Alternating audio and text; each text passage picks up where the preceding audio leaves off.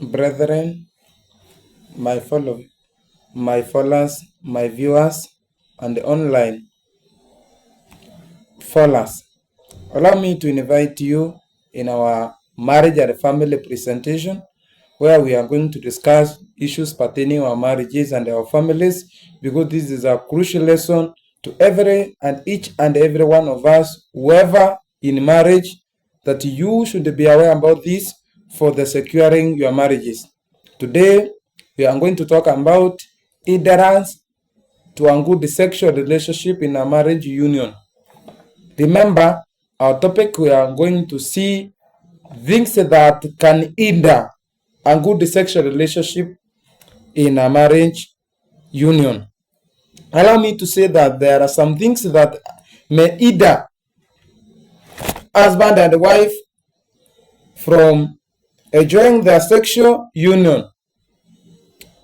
I will talk about categorically one or two things, and I will add others as I continue. Number one, poor or bad education to women on sexual matters such as what? Some women does not have education about sexual matters that I will list. Number one, some women may take that sex is a business of a man. So if your husband want it, give him. So some ladies or women in the family, they might take sex part as a business of men, and for that reason might think that when money requires sex, he should look for it so that it can be given. So they have no responsibility. Some of them thought that themselves they don't have part to take in sexual part. Number two, one of the second part of the poor education about sexual matters, some women do not, they might think that women do not need sex. They think that they are just helping men to have it. Number one, we have said that some sex is just for men business. Some women might think so that sex is a men business. Number two, some women might have wrong education with this thought that the sex they don't need sex. It is the men requirement, so they are helping men to do it. And number three, of the false education that women might have, or the wrong or a bad or a poor education that they might be having, some women think that women should not enjoy sex. Even some men should, or a woman or a man should think that women should not enjoy sex, so it is just for men certification. And number four, of the wrong education that men and ladies, men and women have about it, or a wrong perspective about sex that they have, it is that women should not initiate sexual union. That some women thought that they have no responsibility to initiate sex union, or they should not be originator of that sex. But that is a wrong education. We have categorically listed that sex is not a man business. Sex is required by both man and woman. Sex is enjoyed by both the party, and the sex should be initiated in either side of the party, maybe a woman or a man.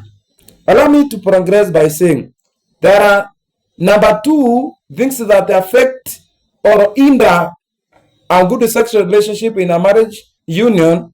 It is that some of the women have a false religion theories, such as what?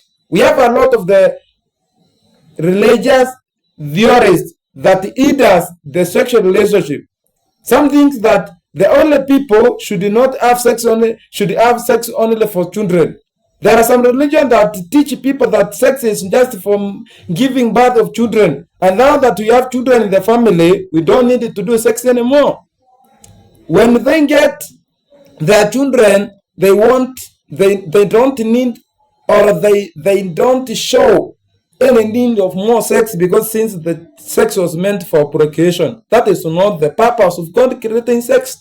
Although it could be one of the purpose, but it is not only for procreation. Remember, sexual relationship should not be done on the Lord's day. Some of them thought that during the Sabbath day, the sex should not be done, which is not biblical. Marriage is holy, Sabbath is holy, everything is holy. So it is a wrong, false religion theories or thinking, which does not have a biblical perspective or evidence to prove what you are trying to say.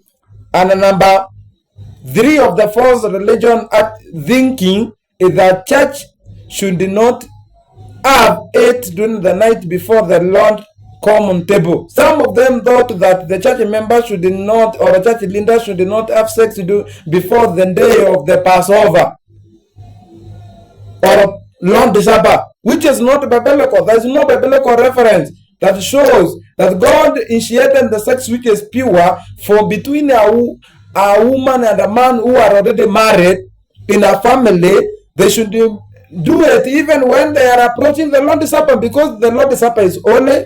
More so, even the sex is holy. So, what am I trying to say? I am